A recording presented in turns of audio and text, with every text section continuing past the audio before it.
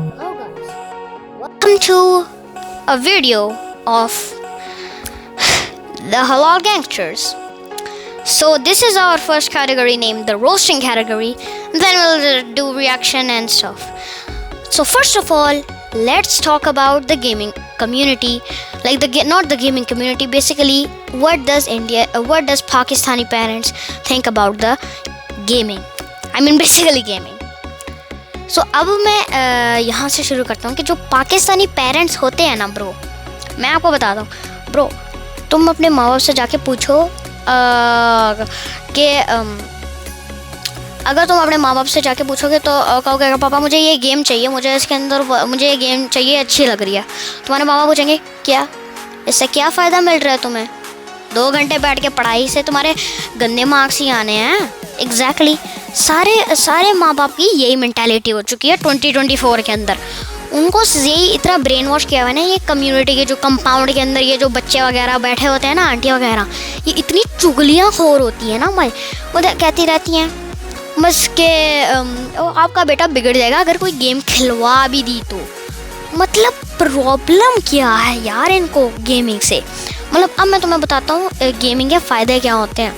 माँ बाप को कहते हैं कि ग्रेड्स कमाएंगे इस गेम को ख़रीदने से, तो सारा दिन इसी पे लगा रहेगा, फिर तेरे ग्रेड्स कमाएंगे।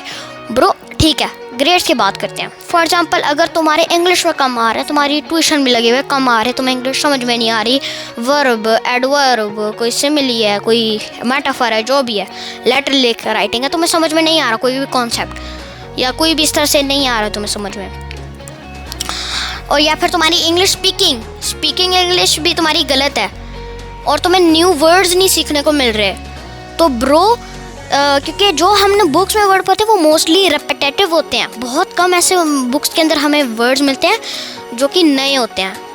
जब तुम या 7th 8th या 6th ग्रेड में जाते हो तो तुम्हें काफ़ी रेयर हो जाते हैं न्यू वर्ड्स, न्यू वोकैबुलरी, क्योंकि तुम most of the things learn कर चुके हो। लेकिन ऐसा नहीं होता।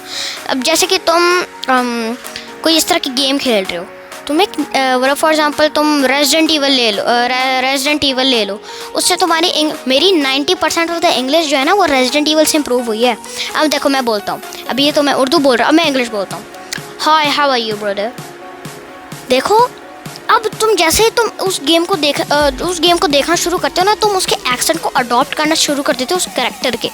आप फॉर एग्जांपल आते हैं रेड डेड रिडेम्पशन 2 पे। अब जो रेड डेड रिडेम्पशन 2 है उसके अंदर काफ़ी ऐसे सारे नए वर्ड्स हैं, जैसे कि एक था मेरा ख्याल से वो एक सीन था जिसके अंदर आया था इम्पेकेबल मोरालिटी मेरे ख्याल से।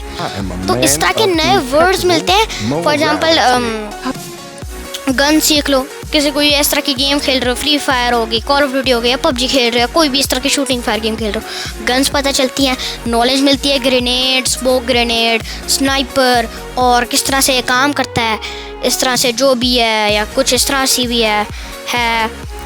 और फॉर एग्जांपल plague.in ले लो, तुम्हें इतनी चीज़ें पता चलती है उससे कि साइंटिस्ट इस तरह से क्योर करते हैं, वायरसेस इस तरह जा सकते हैं सिम्टम्स के अंदर, और वायरसेस एनिमल्स के थ्रू जा सकते हैं, इंजेक्शंस के थ्रू, डॉक्टर्स केयरलेस हो सकते हैं, इस तरह की चीज़ें हो सकती हैं, और क्योर भी आ सकता है। अब देखो पॉइंट मैं ये कहना चाह रहा हूँ कि पेरेंट्स हमेशा यही सोचते हैं, उनकी यही मेंटालिटी है, बच्चा गेम खेल रहा है, ना ना ना ना ना स्पॉइल्ड हो गया बंदा। अब बच्चा सो स्पॉइल्ड है, पक्का स्पॉइल्ड है अगर वो गेम खेल रहा है।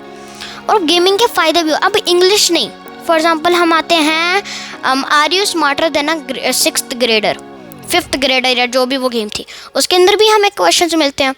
और जो छोटे बच्चे हैं अगर वो इस तरह के शिट्टी कार्टून देखेंगे, अगर वो इस तरह की कोई अच्छी गेम खेलें, मतलब जो फॉर एग्जांपल जो 10 साल के बच्चे हैं फॉर एग्जांपल, वो अगर इस तरह की थोड़ी बहुत अच्छी गेम्स खेलें, इंग्लिश वाली गेम्स खेलें, तो उनकी इंग्लिश इम्प्रूव भी होगी, उन्हें आदत बोल जाएगी इंग्लिश बोलने की, इसलिए उनकी इस तरह से होगी। हमें बचपन से बताया जाता है इंग्लिश बोलो ताकि इंग्लिश इम्प्रूव होगी।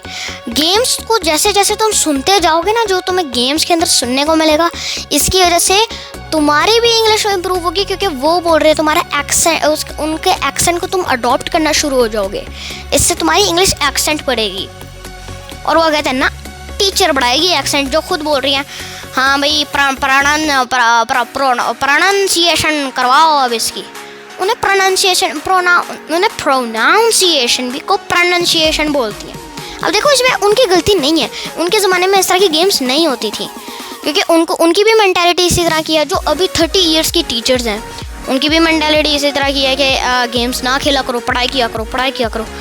ब्रो काफ़ी सारे ऐसे सब्जेक्ट्स हैं, जैसे कि फॉर एग्जांपल अब ज्योग्राफी पे आते हैं। ज्योग्राफी में अब ज्योग्राफी काफ़ी हार्ड होगी, मतलब ज्योग्राफी में हमने पढ़ा होगा जैसे कि ट्रीज़ के बारे में, अगर तुम पढ़ रहे हो अकेशिया ट्रीज़, इस तरह की ट्रीज़, तो इन ट्रीज़ का मुझे पहले से पता था। कैसे ब्रो? माइनक्राफ्ट हमें इतनी सारी चीज़ें बताती है ज्योग्राफी के बारे में।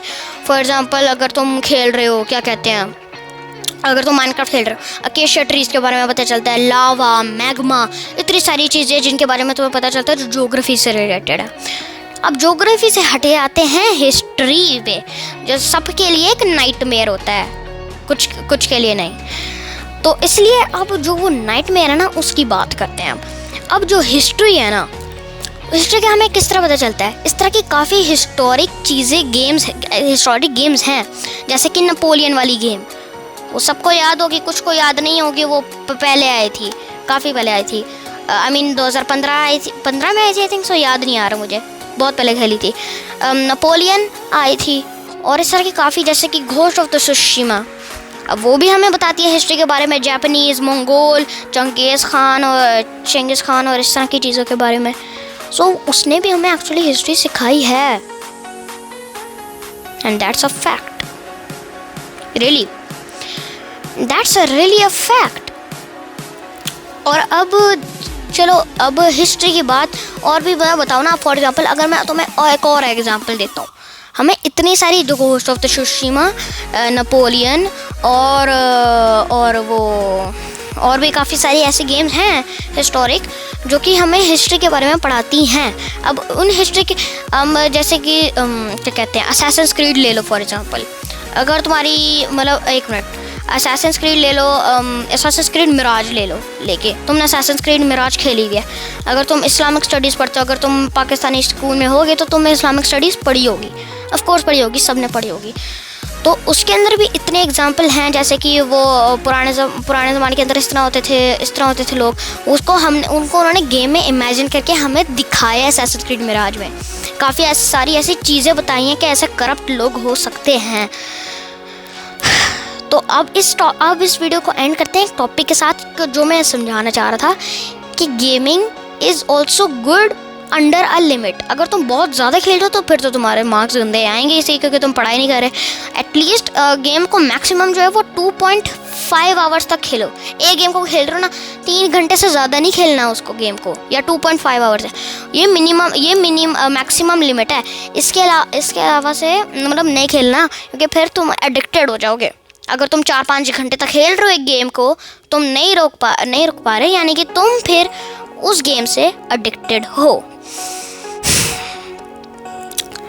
अब इस वीडियो को हम एंड करते हैं विद दिस टॉपिक के गेमिंग इज़ ऑल्सो गुड। ये रोस्टिंग की कैटेगरी थी, लेकिन ये रोस्टिंग की कैटेगरी में क्यों है मुझे नहीं पता, ये एंटरटेनमेंट की कैटेगरी में है। And then Transformer will upload the video or Unknown Retarded Guy. Till then, see you on the next video.